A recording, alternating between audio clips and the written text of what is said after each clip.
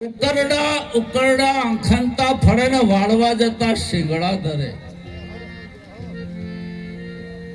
આજે શરૂથી સત્સંગ સારો થયો છે. અધિકારી ભેદે કાલિદાસ મહારાજ પણ ઉપસ્થિત છે. એમને આપણે હૃદયથી સાંભળવાના છે. આ જગતની અંદર ઘણીવાર હું કહું છું કે બે પ્રકારનું જ્ઞાન છે. એ અધિકારી ભેદે બે પ્રકારે જ્ઞાનનું પ્રતિપાદન કરવામાં આવે છે. એક જ્ઞાન ઇન્દ્રિયજન્ય છે, જે મન બુદ્ધિ ઇન્દ્રિયો દ્વારા જે કથવામાં આવે છે. એ જ્ઞાન મિથ્યા જ્ઞાન છે. ખોટું ના કહેવાય, હો, મિથ્યા છે. સંતોને શાસ્ત્રો પોકાર કરીને કહે છે કે અવાહ મન ગોચર, મન વાણીને ઇન્દ્રિયોનો વિષય નથી, એવું પડકાર કરીને સંતો કહે છે. એ શ્રુતિ પ્રમાણ છે. અને એક જ્ઞાન સ્વયં છે. સ્વયં જ્ઞાન એને અપૌરુષ જ્ઞાન છે.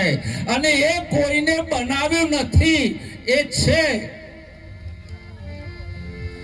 જેટલું જેટલું બનાવટ કરવામાં આવે છે,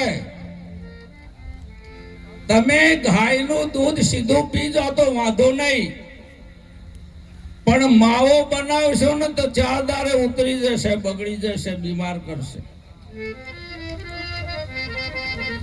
જેમાં કોઈ બનાવટ થઈ નહીં, થશે નહીં. અત્યાર સુધી દુનિયામાં એવો કોઈ પુરુષ પેદા થયો નથી કે તમારા સ્વરૂપ વિશે વર્ણન કરી શકે. સાહેબ, એવો કોઈ પુરુષ પેદા નથી થયો. અરે નિરાત બાપુ કે વાણીમાં આવે વણસી જ આવે, નિર્વાણી પદ સાચું, નામ રૂપ ને ગુણ થી ન્યારો, જાહેર પદ ને ચાચું.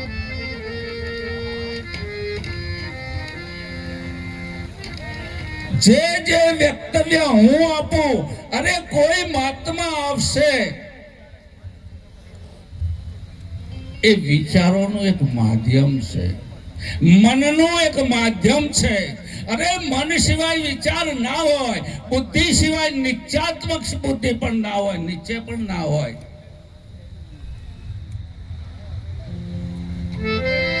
એ જે સત જ્ઞાન છે, જે સ્વરૂપનું જ્ઞાન છે, અને એ જ્ઞાન જ્યારે આપણા સદગુરુની કૃપાથી થાય છે,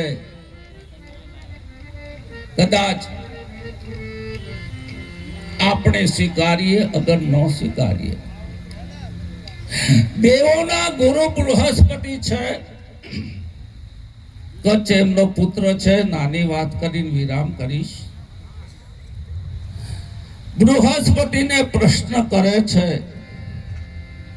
કે હે પ્રભુ, આ દુઃખમય સંસારમાંથી મુક્ત થવા માટે એવો કોઈ ઉપાય બતાવો પ્રભુ. ત્યારે બૃહસ્પતિ કહે છે, સર્વનો ત્યાગ કર. શું કહે છે?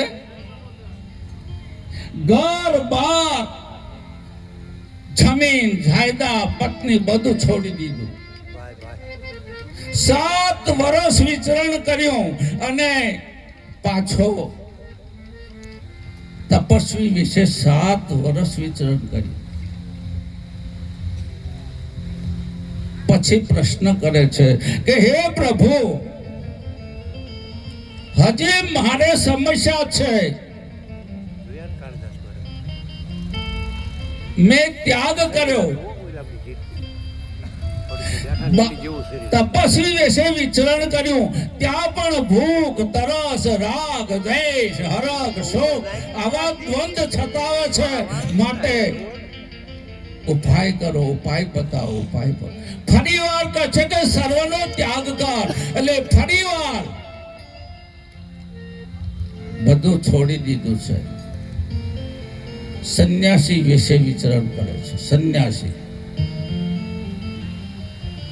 દંડ કમલ ધારણ કર્યા છે, પણ સમસ્યાનું સમાધાન નથી. અને કે છે કે ફરી આવાહન કર્યું કે હે ગુરુજી, મારા દ્વંદ્વો છૂટતા નથી, મને આ થાય છે. ત્યારે ફરી વાર કહે છે કે સર્વનો ત્યાગ કર. અરે આ સર્વ શું છે એ સમજાવો. સર્વનો ત્યાગ, સર્વનો ત્યાગ છે શું? સર્વ એટલે કે હુંનો ત્યાગ કર. અને ત્યાગ કરવાનું પણ હું જ કે છે સાહેબ. કોણ કે છે? ભગવાનજી. છલાંગ મારજો ન કર. જય ગુરુ મહારાજ. આ ત્યાગ કરવાનું પણ હું કે છે, અહંકારની પરિભાષા છે. હું હજારોના સંતોમાં રહું છું, અમારા સંતો આ બધા છે, અને હું જાહેરમાં પણ કહું છું કે ભાઈ, કર્મ ને જ્ઞાન ને શું સંબંધ છે? કર્મ ને જ્ઞાન નું મિક્સિંગ કરે છે ને, એમને એક્સિડન્ટ થાય ને થાય. રેલીના બે પાટા સમાંતર હોય છે, તમે જોજો. એક અસમાંતર થાય તો સાહેબ ગાડી ન દોડે ના. કર્મ માર્ગ કદાચ કોઈ અધિકારી ભેદે સંતોએ વિવરણ કર્યું છે, પણ એની રીતે વનવે છે. જ્ઞાન માર્ગ પણ વનવે છે. જ્ઞાન અને કર્મને ભેગા કરવા શેરડીનો હોઠો ને બાજરીના રોટલા ખાવા જેવી વાત છે. ગળામાં ફસાઈ જશે. ભગવાન કહે છે કે હે અર્જુન, જ્ઞાન અગ્નિ કર્મ ભસ્માણી. જ્ઞાનનો એક સ્વભાવ છે, જ્ઞાનને અગ્નિ કહે છે. અને અમારા સંતો તો એથી ઉપર ઉઠે છે, જ્ઞાનથી પણ ઉઠે છે કે નિત્ય અનિત્યનો જે વિવેક કરે છે. કાલિદાસ બાપુ કહેવાના છે, બહુ નહીં લોગો કો. આ શરીર નાશવંત છે, આત્મા અવિનાશી છે. અને બધા કે છે, મારી પાસે કહેવાના છે, પણ वो भी बीच का पड़ाव है, ज्ञान भी बीच का पड़ाव है. थोड़ा ऊपर उठना है. કોણ જાણે છે? કોણ જણાવે છે? વિચાર પરમ જ્ઞાનમ. જો તમે એમ કહેતા કે હું જાણું છું, તો હજી આમાં પગ પડ્યો નથી. ગુરુની વાત હજી પકડાતી નથી. શરીરમાં સર્વમાં વ્યક્તિને દેહ ભાવ પકડાય છે. આ શરીરને પોતાનું માને છે, અને આ જગતને સાચું માને છે. એના જેવો જગતમાં બીજો કોઈ મૂર્ખ નથી, વશિષ્ઠ ભગવાન કહે છે. એથી ઉપર ઉઠેલો કરતા ભાવમાં ફસાય છે. હું બોલું છું, હું સાંભળું છું, હું શ્રવણ કરું છું, હું વિચરણ કરું છું, હું વિચારું છું, હું નિશ્ચય કરું છું. આ કર્તૃત્વ ભાવ છે, એ भी बीच का पड़ाव है. તમારા સ્વરૂપમાં જાણપણું નથી ને અજાણપણું નથી.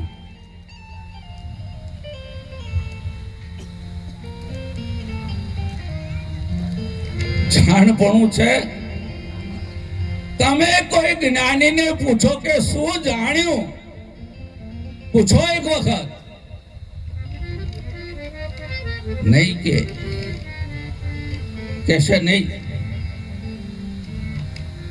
કેમ? એને ખબર છે. એને છલાંગ મારી છે. મહાપ્રલય થયા પછી ગુરુના વચનમાં ભક્તિરામ બોલ્યા, આ ખેલ છે વચનનો. સિસ્ટમ ખેલ ખોટો છે, પણ ખૂબી ખરી છે. મહિમા વચનનો છે, તર્ક ને બુદ્ધિનો નથી. ઘણાને એવું થાય કે એકદમ બધું હું કહી દઉં, મારા જેવાને. તમારું બોલેલું તમને અનફિટ લાગે તો સમજી લો સદગુરુની વાત તમારા હૃદયમાં છે. તમારું બોલેલું તમને અનફિટ લાગે, जहां जाने पर पानी पीछे हट करती है, तो समझ लेना तुम्हारा आखिरी पड़ाव है. आ श्रुति क्या है? આપણું વેદાંત ને ઉપનિષદ क्या है?